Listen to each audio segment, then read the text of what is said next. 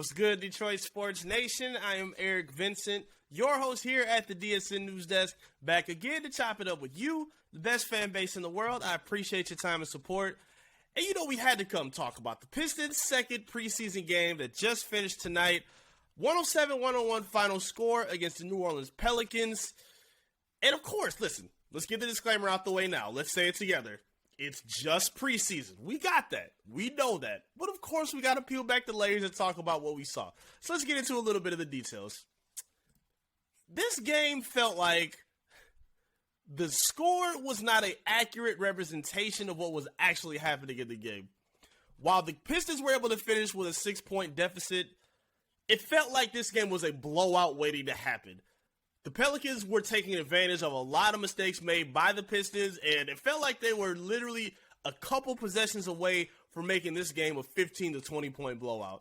And it never got to that. Luckily, the Pistons were able to rally and make a couple plays, but when they needed to do enough offensively, they kept getting limited over and over again. So let's talk a little bit about what we saw. Let's go a little bit to what the details were for the game.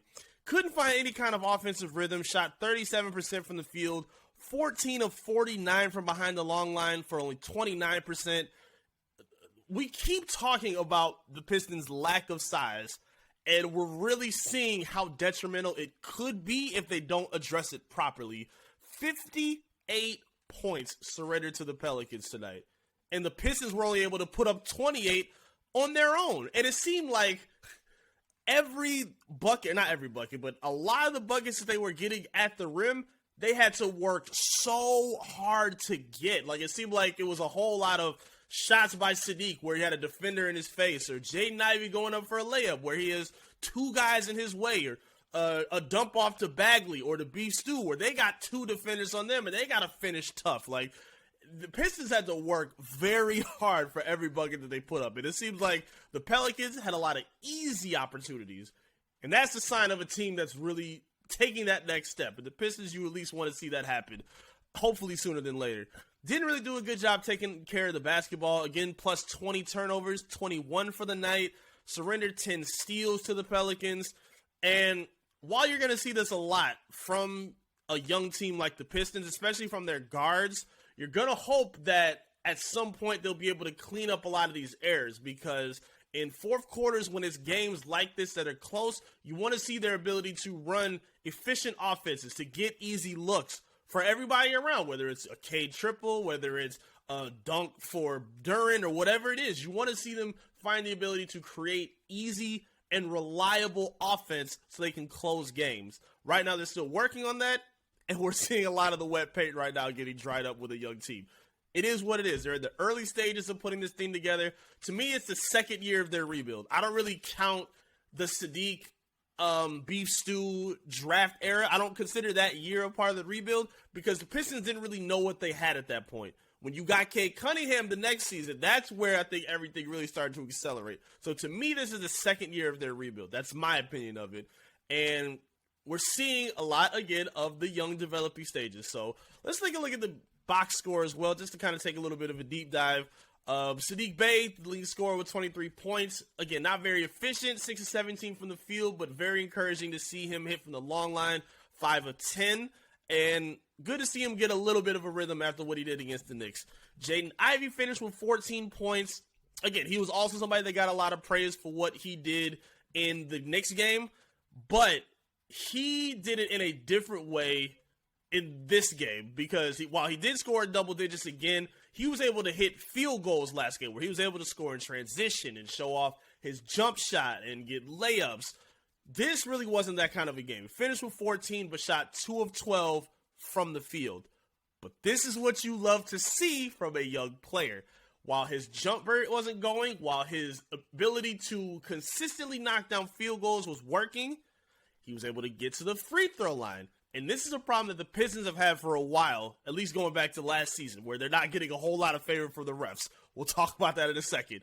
But he was able to go 9 for 9 from the free throw line, which is huge.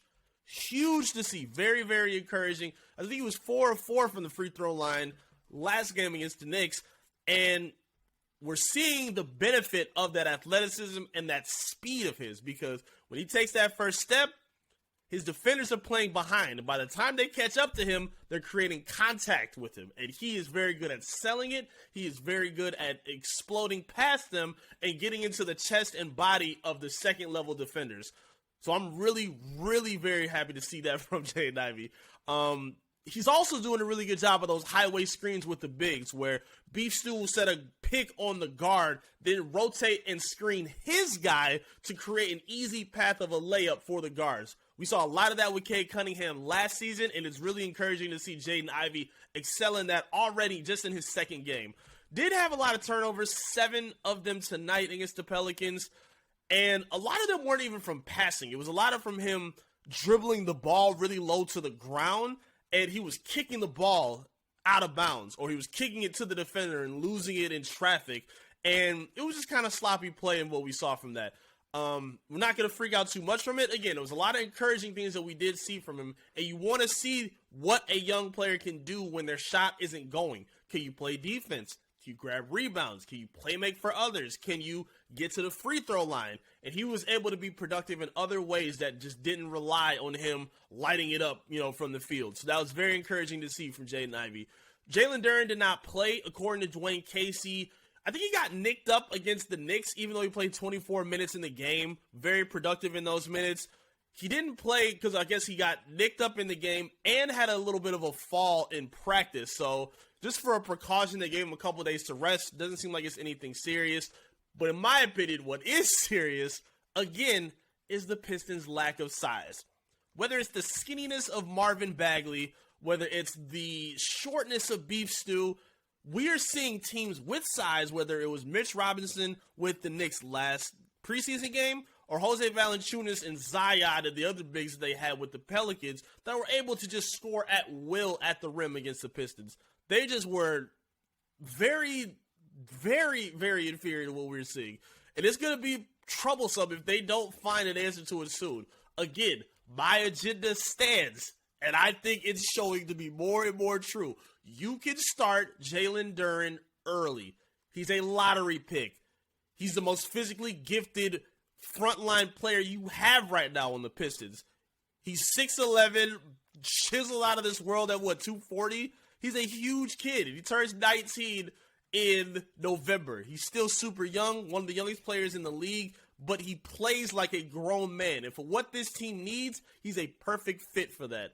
Cade Cunningham didn't really have his best game again. Didn't hunt his shot all that much. I believe he only shot the ball 8 times, scored 10 points, did have 8 assists, grabbed 4 rebounds, and got a foul out.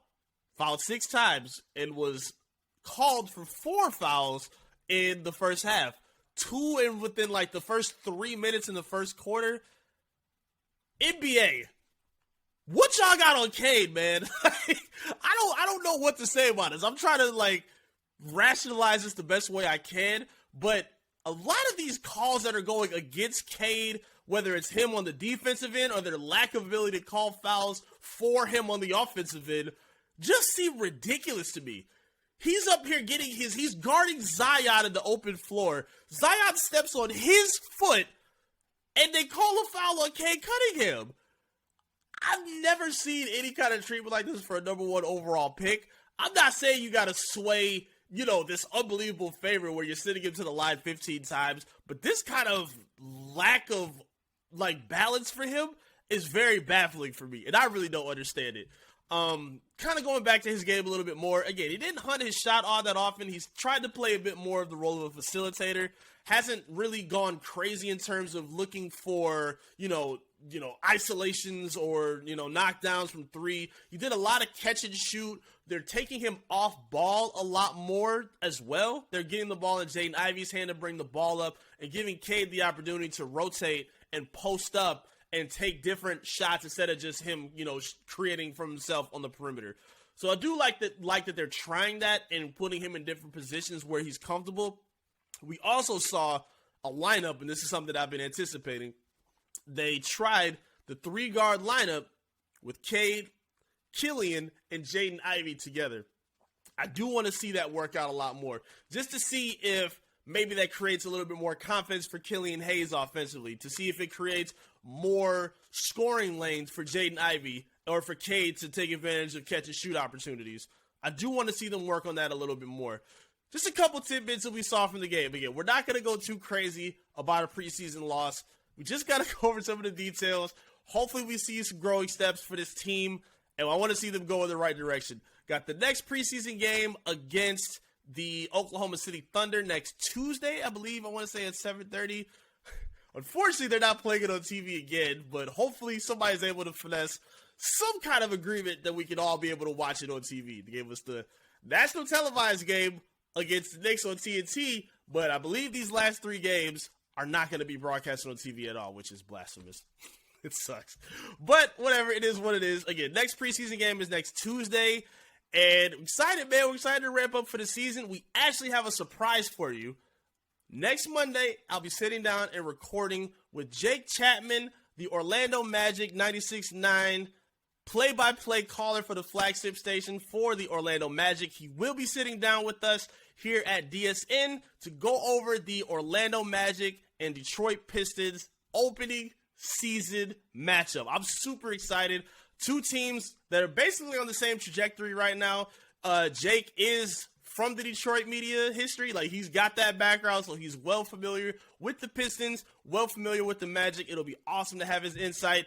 Be sure to check that out. We'll have that ready for you sometime next week. Be sure to subscribe and talk to me on the channel. Let me know what you thought about the game tonight. What did you like about what you saw from the Pistons? What did you not like? Let me know what you think in the comment section. Like the video, subscribe, help boost us up. We're getting closer to 5,000 subscribers. Tap into our social media. Search for us on Facebook, Twitter, Instagram, TikTok, all that good stuff. Stay tuned and locked in with us there. Lock in with me as well at I am Eric Vincent on all my socials. Can't wait to see you back here again with another update from the DSN News Desk. Peace.